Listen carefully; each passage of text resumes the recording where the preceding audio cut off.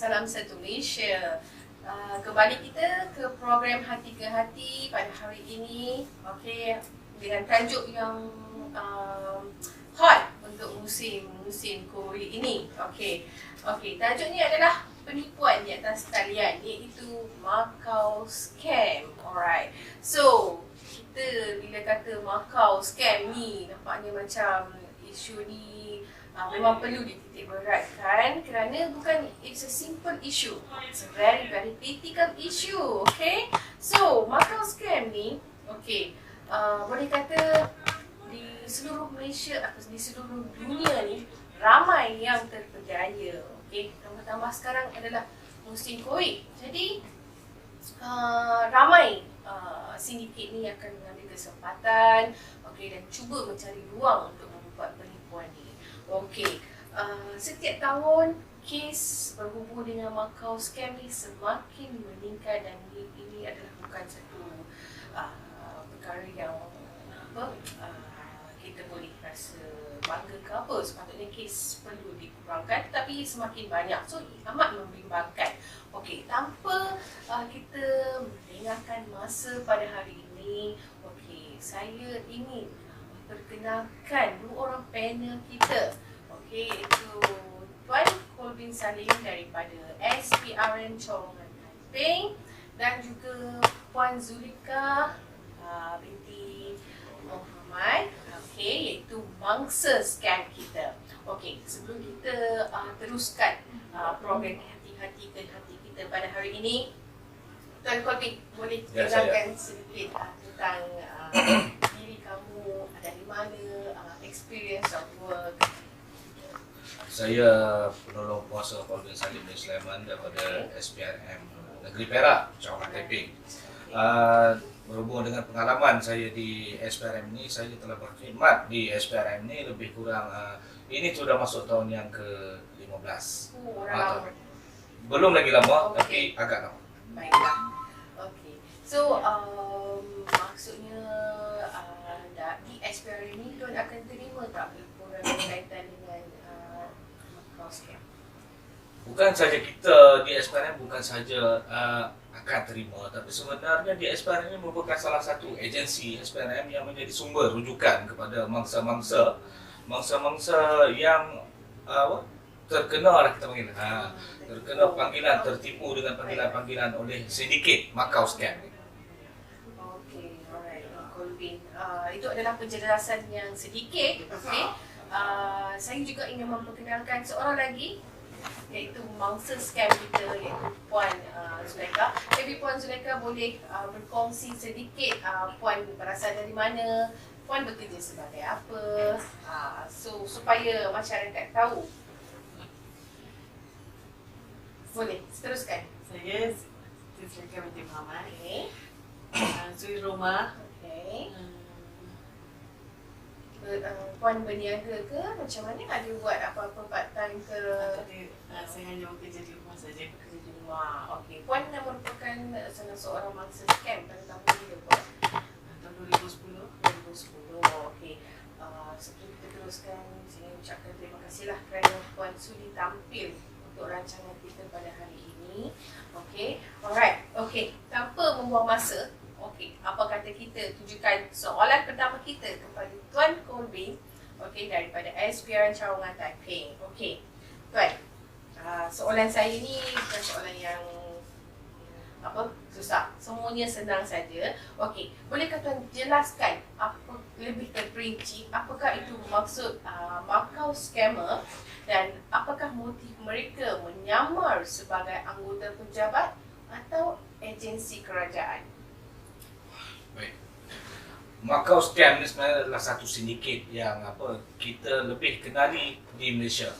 Malaysia ni panggilan kepada satu sindiket penipuan atas talian ataupun melalui panggilan telefon dikenali di negara kita Indonesia ini adalah Macau Scam. Macau Scam ni kalau mengikut sejarahnya adalah satu sindiket yang agak lama sebenarnya. Ianya bermula di Taiwan yang mana dia berpusat di Hong Kong. Itu sebab kita panggilkan Macau Scam. yang mana sebenarnya penipuan Macau Scam ini adalah satu bentuk penipuan atas talian yang mana mereka-mereka ataupun ahli sindiket ini akan membuat panggilan melalui telefon kepada mangsa-mangsa. Yang mana panggilan ini diorang ini akan menyamar, mereka akan menyamar menjadi pegawai-pegawai di agensi kerajaan.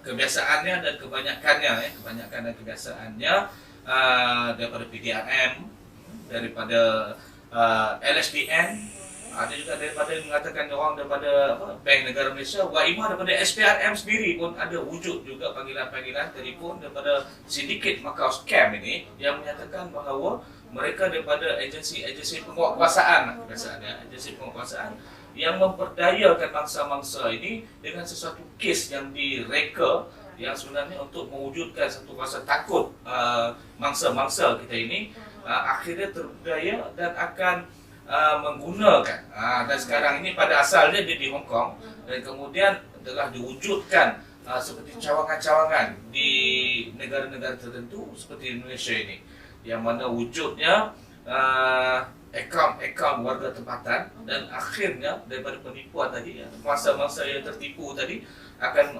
menyalurkan melalui transfer akaun dan sebagainya kepada sindiket ini dan wang tersebut akan dihantar ke tempat asal iaitu di Hong Kong ataupun Macau ni wang-wang yang berjaya diperdayakan kepada mangsa-mangsa tersebut.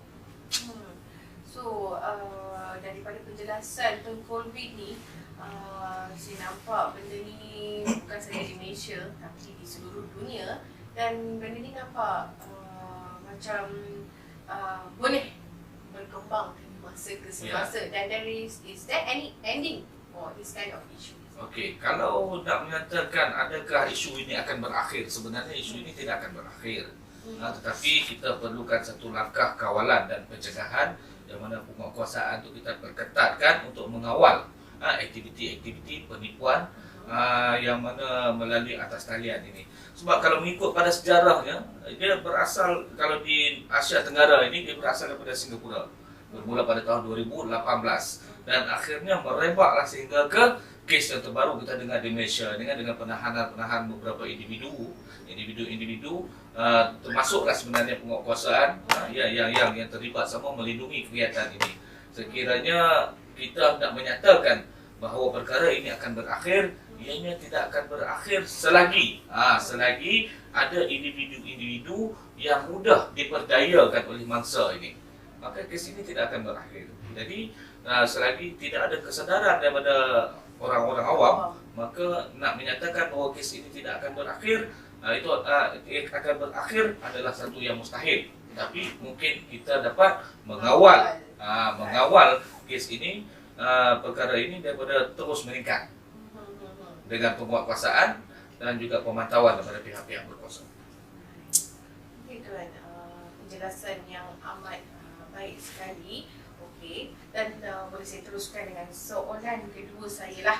Okey, soalan kedua saya ni, okey, menurut pemerhatian ramai mangsa dalam memperkarakan aktiviti kerajaan, pesara yang berpencen, menjadi mangsa tipu hela ni. Okey, so kenapa sindiket ini memilih mangsa-mangsa sedemikian dan apakah modus operandi mereka sehingga boleh mampu mengkaburi mangsa-mangsa tersebut? Okey. Yang sebenarnya bukan sahaja ahli sindiket itu sendiri, tetapi persepsi kita sendiri terhadap orang-orang individu yang berpencen. Sama ada ianya adalah daripada sektor kerajaan sebagai pesara kerajaan ataupun pesara daripada sektor swasta. Persepsi kita sendiri menyatakan bahawa mereka ini adalah golongan-golongan yang berduit. Kan? Dapat KWSP, ada yang pesara-pesara melalui gratuity dan melalui saraan berpencen, maka dan target orang-orang yang berpencen ini adalah tepat bagi sindiket-sindiket tersebut. Sebab selain bukan kata sindiket, kita sendiri pun mempunyai persepsi yang sama bahawa ini adalah golongan-golongan yang berduit. Dan golongan-golongan yang berpencen ini pula berdedahan kepada perkara-perkara isu semasa mereka dah kurang. Mereka dah kurang, mereka sendiri pun berpendapat bahawa mereka ingin menghabiskan masa-masa persaraan dengan berehat dan mungkin kurang terdedah dengan berita-berita dan pendedahan ini sekiranya mereka sendiri tidak mencari. Maka lebih mudahlah mereka ini dimanipulasikan oleh ejen-ejen ataupun ahli-ahli sedikit Macau scam ini. Jadi warga yang ada berpencen, okey, mereka ni perlu ambil tahu jugalah berhubung dengan sindiket ni sebab antara mangsa-mangsa yang statistik tinggi adalah mereka. Betul tuan, setuju ya? Ya. Dengan tu? Okey. Baiklah, seterusnya Puan Zulaika. Okay, Puan Zulaika itu mangsa scam. Okey. Biasanya agak jarang lah mangsa scam ni datang tampil dan kita really terima kasih kepada Puan lah. Okay, cuma apa yang kami nak Puan berkongsi adalah pengalaman Puan sendiri berhubung dengan Macau scam ni. Okey, boleh tak Puan ceritakan bagaimana benda ni terjadi, bila dan apa perasaan Puan dan bagaimana kejadian penipuan ni terjadi sebenarnya? Okay, satu hari tu saya dapat panggilan telefon, nombor yang tak dikenali. Okey. Jadi saya angkat panggilan telefon, bercakap yang beliau dari mahkamah. Dia kata saya ada kes yang melibatkan kemalangan pada tahun 2010. Jadi saya kata dah selesai benda tu. Okey. Dia kata tak ada lagi bayaran yang perlu dijelaskan. Nak selesai semuanya. Jadi saya tanya berapa yang perlu saya bayar. Dia kata dalam RM2,000. Minta saya masukkan dalam akaun yang dia akan SMS pada saya. Puan panik lah ketika tu, memang Puan dah dalam situasi panik lah. Okey. And then? Tu saya terus ke bank, Right. pergi bank in ke nombor yang dia suruh tadi. Okey. Itu sudah selesai semua. Saya maklum pada suami saya. Okey. Jika itu baru saya teringat untuk maklum pada suami saya. Betul. Jadi saya kata kita memang tak ada apa-apa kes dah melibatkan dengan mahkamah. Jadi suami saya ajak saya ke mahkamah untuk buat pengesahan. Bila buat pengesahan, mahkamah kata tiada nama tersebut dan kes tersebut memang tiada dah. Ada sebarang kes lah kat atas Puan ni lah. Alright. Okey. Bila mahkamah memaklumkan mungkin kami tertipu, jadi minta buat laporan polis. Puan pun pergi ke balai. Saya terus pergi ke polis. So, memang Puan dah banking 2000 lah. Sudah begini 2000. So, inilah satu kejadian benar, kisah benar. Okey, bernama Macau scam. Dan Puan Zulaika adalah mangsa yang tertipu sebanyak 2000. Baru seorang, tak tahu berapa orang lagi. Okey, alright Puan. Baiklah, terima kasih Puan Zulaika. Jadi, sebelum kita teruskan rancangan kita, apa kata kita watch satu video, okey, berhubung dengan Macau scam. Okey.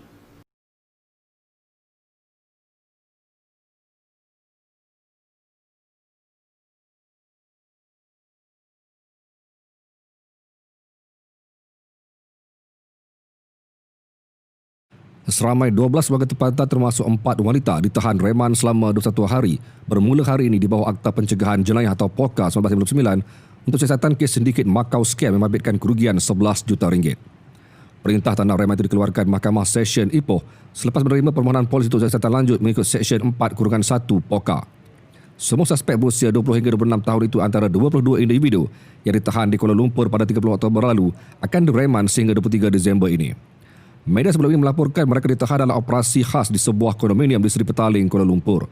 Pemangku Ketua Polis Perak, Datuk Goh Boon Keng dilaporkan berkata, kumpulan itu yang pertama berjaya ditumpaskan bagi sindiket Macau scam yang berbekalan di Malaysia dan menjadikan rakyat tempatan sebagai mangsa.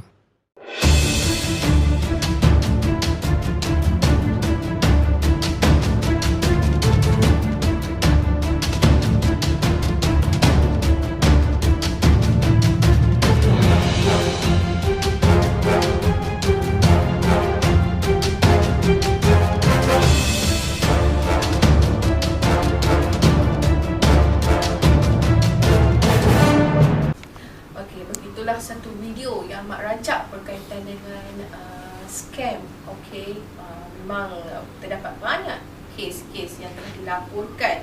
Okey, dan benda ni boleh dikatakan semua masyarakat mempunyai maklumat through this kind of videos lah.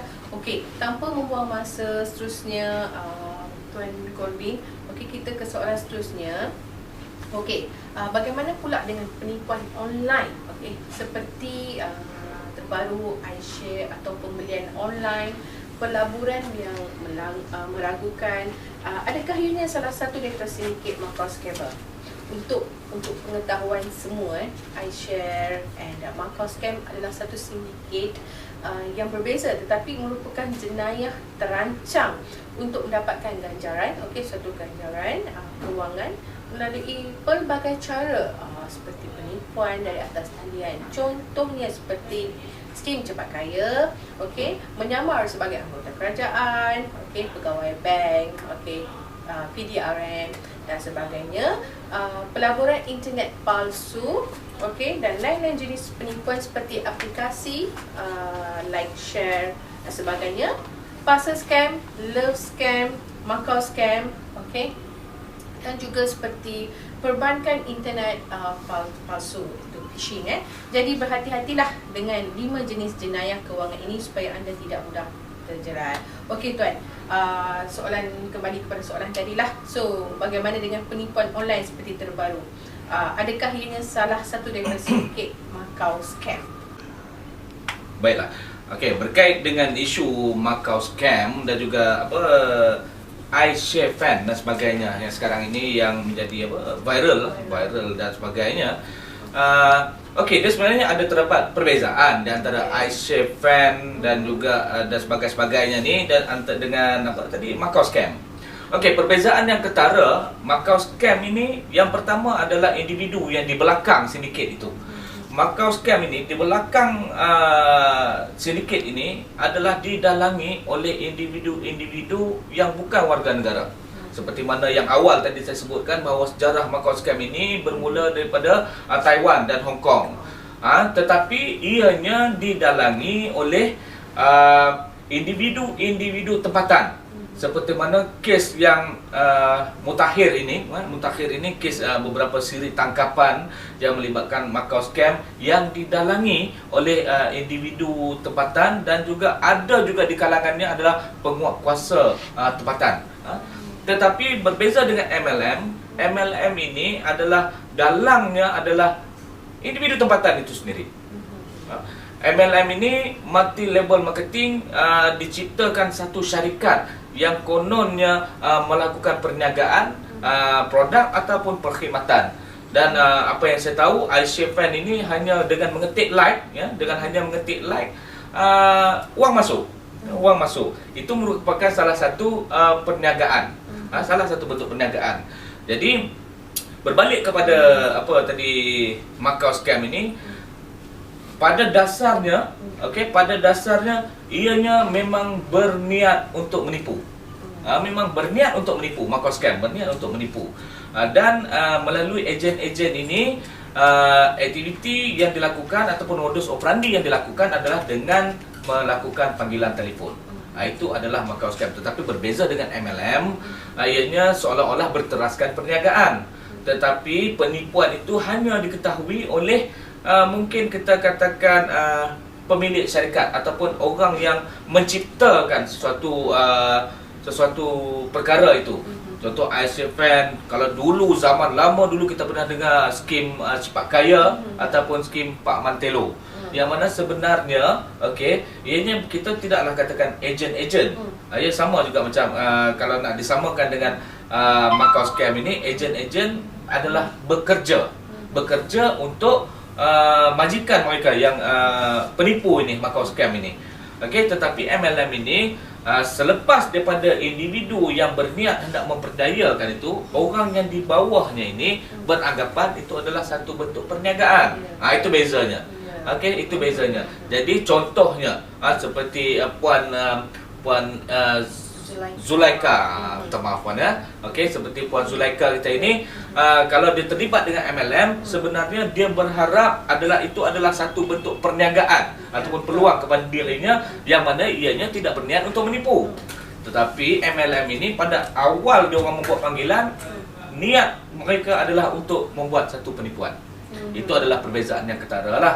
Okey, itu yang di antara Macau scam dan juga apa orang kata skim-skim multi level marketing, seperti skim cepat kaya, seperti Pak Mantelo, dan juga yang terbaru ini iShareFan. Okey, dalam bahasa pasarnya orang panggil orang ramai kata iShareFan ni dah tersontot. Kan, dah tersontot. Itu orang yang orang-orang yang anti dengan MLM ni, itulah yang dia dah katakan bahawa tersontot dengan MLM. Ya, itu perbezaannya lah. Okey. Dari segi jenayahnya sama, memperdayakan satu bentuk penipuan untuk mendapatkan satu ganjaran. Tujuannya sama, tetapi perbuatan dan perlakuannya itu ada perbezaan di antara skim-skim cepat kaya, MLM, dan juga itu Macau scam. So motifnya untuk memperoleh wang. Ya. Okey. So, satu penjelasan yang begitu bagus daripada Tuan Corbin kita Okey. So, program kita hari ini semakin rancak, okey, dan banyak benda yang kita boleh berkongsi dan masyarakat jangan ketinggalan. Teruskan bersama dengan kami. Okey, Tuan, saya hendak berkongsi sedikit lagi. Okey, bagaimana sedikit ni diorang memperoleh data-data, maklumat sulit seseorang individu atau mangsa lah, lebih tepat lagi yang kita how they get it. Macam mana mereka peroleh?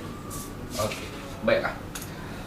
Okey, di dalam dunia kita yang semakin maju, teknologi semakin maju, pelbagai aplikasi wujud, maka lebih mudah manusia itu mencapai apa-apa saja maklumat yang mereka perlukan.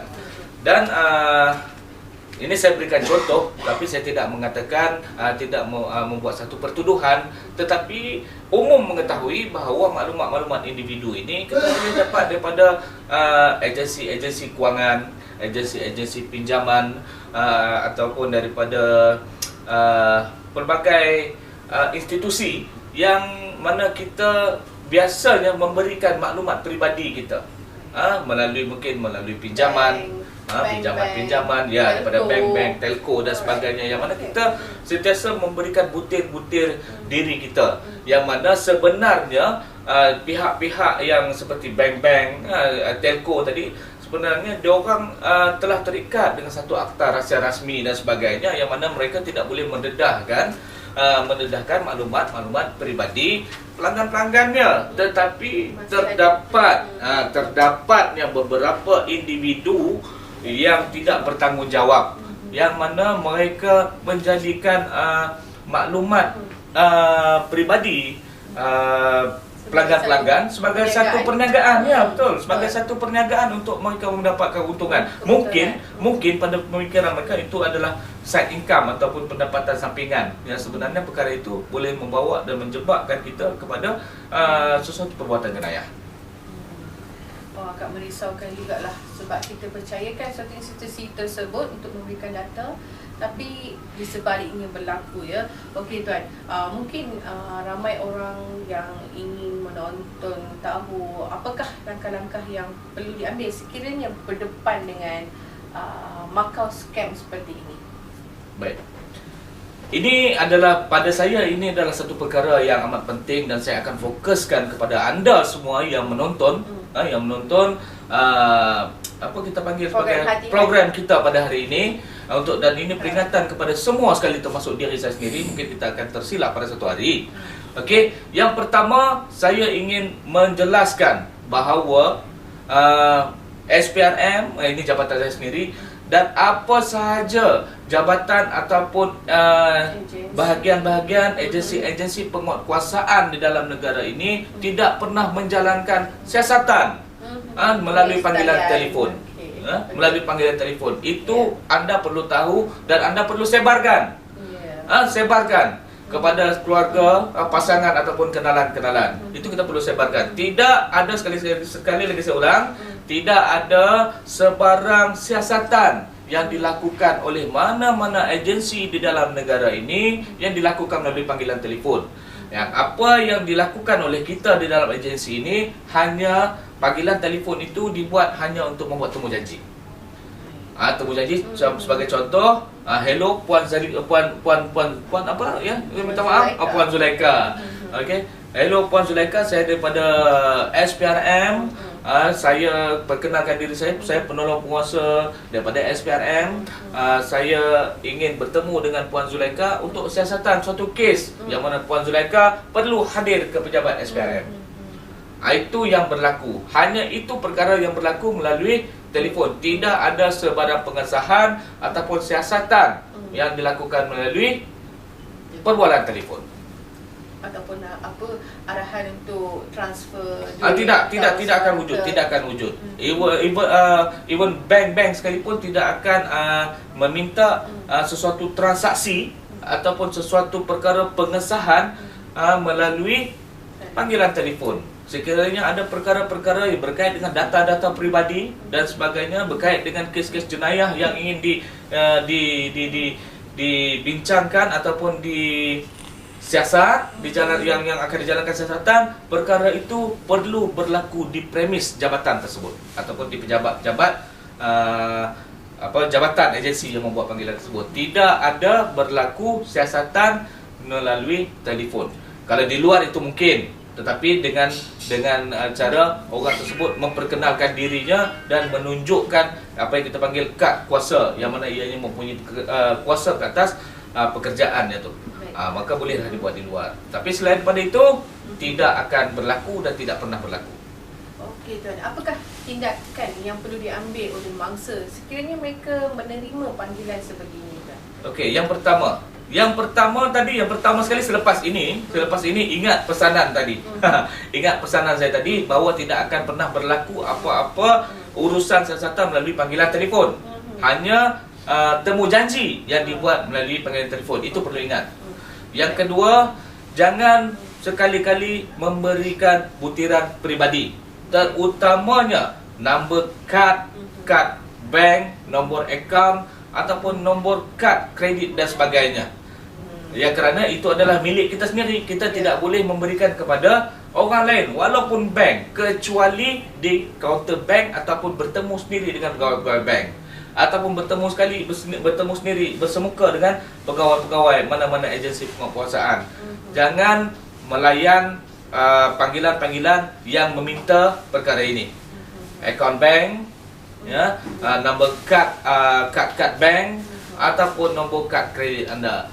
Sekiranya anda menerima panggilan yang seumpama ini ataupun yang menyatakan bahawa anda terlibat dengan apa-apa kes jenayah tetapi memerlukan penyelesaian di dalam telefon, maka tindakan anda adalah terus mematikan panggilan tersebut ataupun anda membuat panggilan kepada jabatan ataupun agensi yang konon yang menelefon anda tadi. Kalau kata SPRM, anda sahkan melalui talian SPRM yang sah. Kalau PDRM, sahkan semula ke talian PDRM yang sah dan juga bank-bank dan sebagainya.